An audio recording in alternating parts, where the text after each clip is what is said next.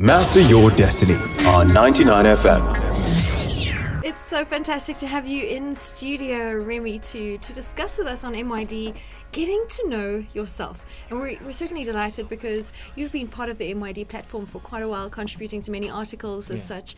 And we're delighted to hear from you firsthand your life story and how you got to be such an inspirational man. So welcome. Okay, life story and inspirational are quite big challenges, but I shall try. No, thank you for having me on the show, Kirsty. No, it's such a pleasure.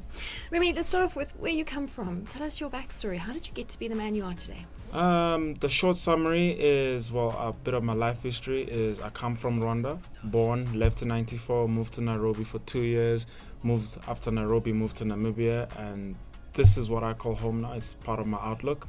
High school, primary and high school over here, and then I went across to UCT and lived and worked in Cape Town for about 7.5, going on 8 years. How I am the person I am today is through a series of very, very random adventures that have helped me. I've always added a new dimension to the person that I am and the things that I like doing. So I always call it a long series of trying events. Not trying events, but events in which I try something. And that's, I think, what has gotten me to this point thus far. It's a beautiful outlook on life, though, because very often we'll try and maybe we won't succeed and then we give up.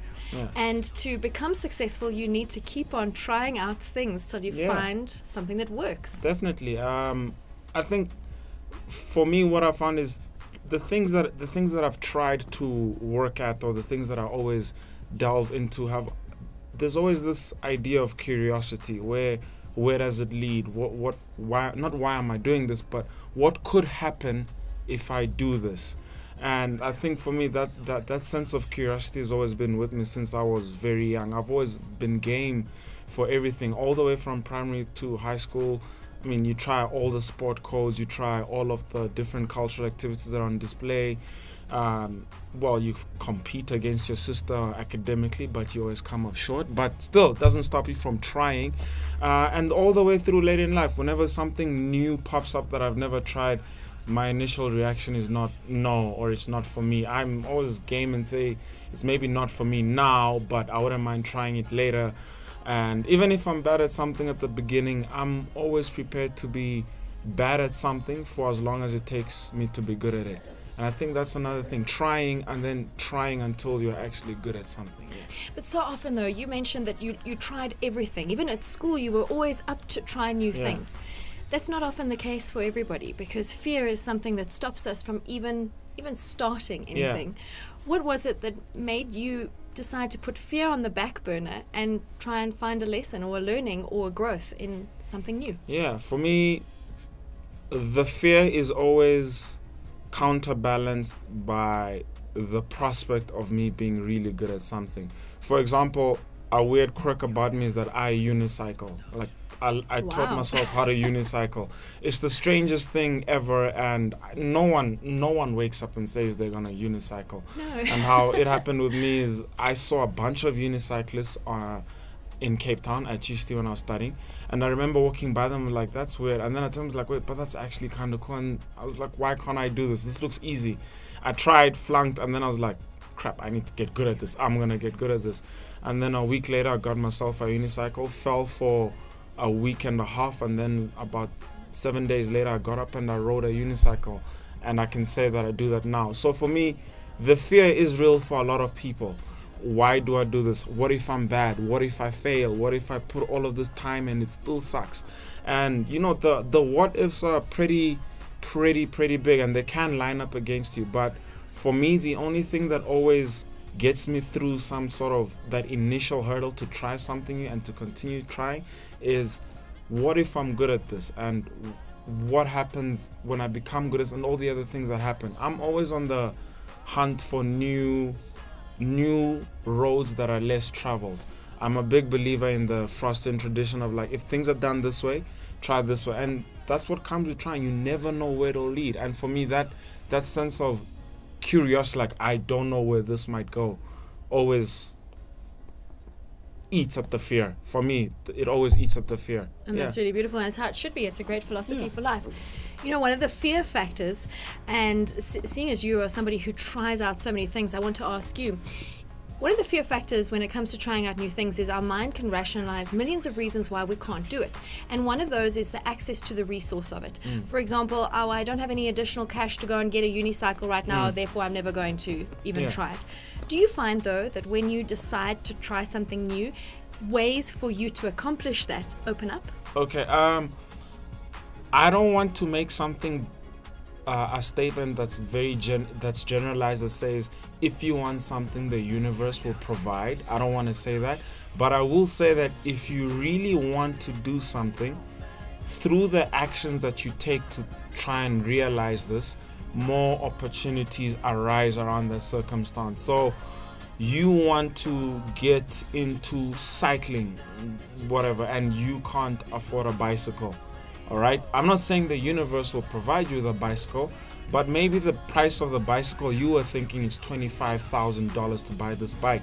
So you ask your best buddy who cycles and say, I want to get into cycle, but I don't know how. He'll say, it's not 25, it's maybe 10. Then suddenly 25 becomes 10, which might be more manageable.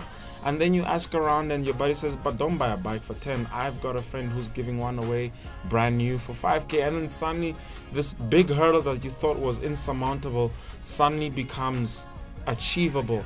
And another thing I think I would like to say is that the more you try to approach and go over your hurdle, or trying to find information about that thing, everything ultimately helps you to lead to the fulfillment of that goal. A lot of people, I mean, I can use myself for example, is the worst part of starting something new is waiting for information to come in. When I have to do that initial research of what is this, how do I get it, where do I find it, how do I put it all together, I hate that phase of things. I like the doing. But all of those questions somehow help you guide the doing. And sometimes even the information can be negative. It can say that this thing is a lot harder than you thought, but it's that thing about information being power. It helps you reach a space where you can actually do what you want to do.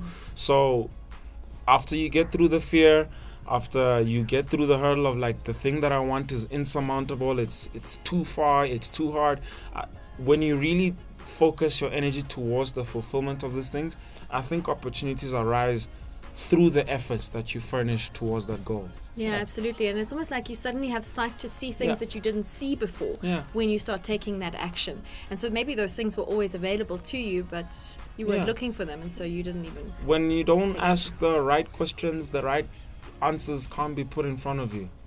That's what I've always found. So that questioning part, that curiosity phase where you're trying to figure out how to get this thing, it's sometimes the hardest for people to overcome, because they see the size of the end goal, which is something that they want, and then they immediately see the size of it and they're like, I mean, it's like you can't climb Kilimanjaro from 20 kilometers away. You actually have to go up, and some that looks insurmountable, then you might look up and it's like, oh, there's a trail that people take.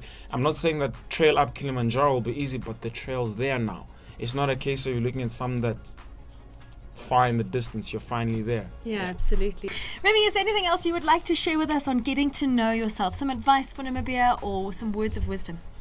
For everyone, just try. On my grave, I swear I will be happy if on my grave it says Remy 1988 to I don't know whatever day, and it says, here lieth a man who tried. That's just try. You never know where it could lead. And I've gotten as far as I have. I've had the opportunities I've had the happinesses, the successes, the failures, the quirky, weird, random things that might be in an autobiography for you, looking like, why did this happen?